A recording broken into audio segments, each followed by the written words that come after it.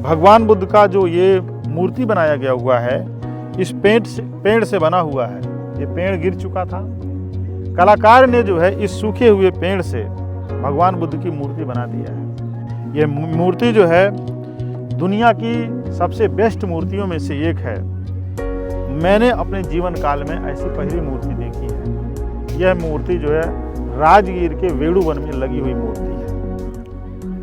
भगवान बुद्ध का दर्शन जो है वो मैत्री का दर्शन है, प्रेम का दर्शन नहीं है। मैत्री जो है मनुष्य मात्र से हो सकता है, इसलिए एक लोग दूसरे लोग से प्रेम कर सकते हैं या एक व्यक्ति कई लोगों से प्रेम कर सकता है, लेकिन जो प्रेम है अक्सर एक व्यक्ति का एक व्यक्ति से ही होता है। लेकिन जो मैत्री है वो सजीव और निर्जीव दोनों लोगों से होता है, यानी जो लिविंग बीइंग हैं और नॉन लिविंग बीइंग्स हैं दोनों लोगों से होता है। भगवान बुद्ध का जो ये मूर्ति बनाया गया हुआ है, इस पेड़ से बना हुआ है। ये पेड़ गिर चुका था। कलाकार ने जो है इस सूखे हुए पेड़ से भगवान बुद्ध की मूर्ति बना दिया है। ये मूर्ति जो है दुनिया की सबसे बेस्ट मूर्तियों में से एक है। मैंने अपने जीवन काल में ऐसी पहली मूर्ति देखी है। यह मूर्ति जो है राजगीर के वेणु वन में लगी हुई मूर्ति है। यह मूर्ति जो है एक पेड़ से निर्मित मूर्ति है। पेड़ कटा, इस मूर्ति को छाटा गया और यह बता दिया गया कि प्रकृति से ही आपका निर्माण है और प्रकृति से ही आपका अंत है। यह मूर्ति जो है कंप्लीट बौद्ध दर्शन को डिफाइन करती है। ये मूर्ति बताती है कि जिसका निर्माण होता है, ये पौधा था, ये पौधा पेड़ बना, पौधा पेड़ बनकर के सूख गया, उसका अंत हो गया। लेकिन उसके निर्माण की प्रक्रिया में इस पेड़ ने जो एनर्जी इकट्ठा किया था, ये इस पेड़ ने जो मजबूती इकट्ठा की थी, उसी मजबूती से मूर्ति गढ़ी गई। अगर ये पेड़ मजबूत नहीं होता तो शायद कलाकार यहाँ से भगवान तथागत गौतम बुद्ध की मूर्ति नहीं बनाता है। साथियों, अगर आपके व्यक्तित्व में मजबूती नहीं है, आपके चरित्र में निखार नहीं है, आपके दर्शन में एक रूपता नहीं है, आपके जीवन में ठहराव नहीं है, आपके जीवन में प्रोग्रेस तरक्की नहीं है, तो आपका जीवन मीनिंगलेस है। तथागत बुद्ध यही कहते हैं कि आपके जो कार्य व्यवहार हैं वो आपके होने या ना होने के लिए बहुत कुछ डिसाइड करते हैं। पेड़ का अंत हो गया, लेकिन इस पेड़ ने जाते जाते एक ऐसे मूर्ति को जन्म दे के गई जो दुनिया को यह दर्शन बताने के लिए काफ़ी है कि आपके ना रहने के बावजूद भी दुनिया आपको, आपके दर्शन को, आपके एसेंस को याद रखेगी जो आपके द्वारा किए गए अच्छे कार्य हैं। इसलिए बहुत सारे लोग भगवान तथागत बुद्ध जब कुशीनारा में अंतिम सांस ले रहे थे तो भिक्षु लोग रोने लगे, उनके चाहने वाले लोग रोने लगे और उन्होंने कहा कि हे तथागत, आप हमारे बीच से चले जाएंगे, हम आपको कैसे देख पाएंगे दोबारा।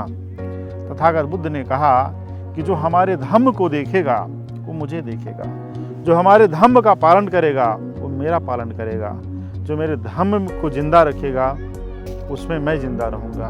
तथागत बुद्ध ने कहा था कि जो हमारा विनय पिटक है, यानी जो भिक्षुओं का संविधान है, भिक्षुड़ी पातिमोक्ष है, भिक्षु पातिमोक्ष है, उपासकों के लिए जो विधान है, उपासिकाओं के लिए जो विधान है, यानी कि जो पूरी तरीके से जो कॉन्स्टिट्यूशन है, जीवन को, नेचर को चलाने का जो संविधान है, ये जो हमारा विनय पिटक है, इसमें मैं जिंदा हूँ, मैं अपने दर्शन में जिंदा हूँ।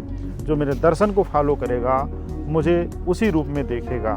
साथियों, भगवान गौतम बुद्ध जब राजगीर में आए कपिलवस्तु को छोड़ करके, तो राजा बिंबसार से लोगों ने कहा कि हे राजन, एक राजकुमार ऐसा आपके राज्य में आया है जो 3 हाथ दूर तक ही देखता है और सीधे चला जा रहा है, उसने सब कुछ छोड़ दिया है।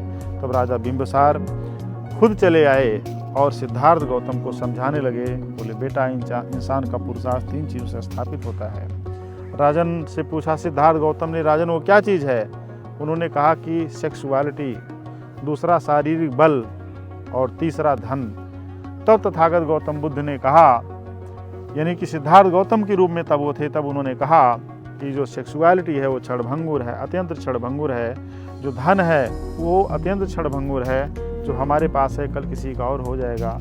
और जो बल है हमारी शारीरिक दुर्बलता के साथ खत्म हो जाएगा, तो कुछ नहीं है। तो भगवान बुद्ध ने कहा जो आपके ना रहने के उपस्थिति में अनुपस्थिति में रहे वही आप हैं। तथागत बुद्ध की जो ये पेंटिंग है, ये जो पेड़ है, ये उसी मीनिंग को कन्वे करते हुए बता रहा है कि पेड़ की अनुपस्थिति में इस पेड़ की महत्ता इस बात के लिए आंकी जाती है, इस पेड़ की मजबूती ने, इसकी ग्रेविटी ने एक ऐसे विद्वान की मूर्ति को जन्म दे दिया है जिसको लोग आ रहे हैं, देख रहे हैं, जान रहे हैं और समझ रहे हैं और एक बड़ी मीनिंग को ले जा रहे हैं। यानी ये पेड़ हरा होने से कहीं ज़्यादा अपने मृत अवस्था में याद किया जा रहा है। तो साथियों, आपके जीवन में न रहने से, आपके मृत्यु के बाद जिस तरह आप तथागत गौतम बुद्ध को याद कर रहे हैं, फिजिकल फॉर्म में नहीं है लेकिन हम लोग के दिल के अंदर हैं, उसी तरीके से पेड़ फिजिकल फॉर्म में ना होने के बावजूद, यानी जीवित अवस्था में ना होने के बावजूद एक दर्शन को समझा रहा है। साथियों, वेणुवन में तथागत बुद्ध से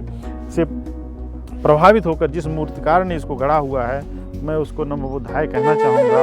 और पूरे भारतीय समाज, पूरे विश्व समाज, पूरे बौद्ध जगत के लिए उन्होंने ये काम किया है, उसके लिए साधुवाद के पात्र हैं। साथियों, आप वेणुवन जब भी आएँ, राजगीर बिहार जब भी आएँ, यहाँ पे जरूर आएँ, एक बार जरूर आप देखें, क्योंकि जीवन को समझने के लिए घूमना बहुत ज़रूरी है।